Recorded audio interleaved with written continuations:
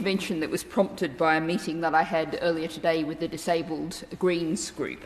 And it was specifically about the question about meeting the needs of disabled asylum seekers and refugees.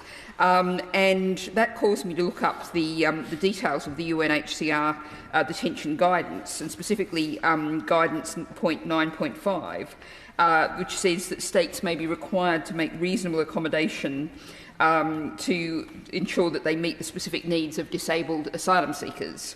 And it says, as a general rule, asylum seekers with long-term physical, mental and intellectual or sensory impairments should not be detained. Accommodation needs to be accessible. And the point that the Disabled Greens were raising with me was particularly a concern about the barges, about which the government appears to be very enthusiastic and has been making a great deal of attention. And it seems difficult to see how that barges could possibly meet the accommodation requirements of disabled asylum seekers. And further are the points that a number of noble lords have raised about the situation at Marsden.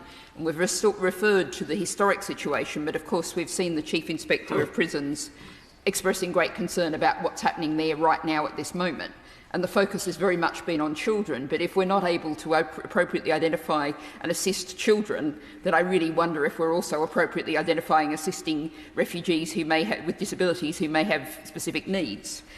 So I don't know if the noble lord, the Minister, might be able to address that point about how the government is going to ensure that it meets the need of asylum seekers with disabilities. And just one final point that I wanted to raise, without in any way wishing to dare to intervene in a discussion between two lawyers on a fine technical point. I would just note that Article 35, to which the noble Lady Chakrabarti referred in the Convention, says, "Contracting states undertake to cooperate with the Office of the United Nations High Commissioner for Refugees."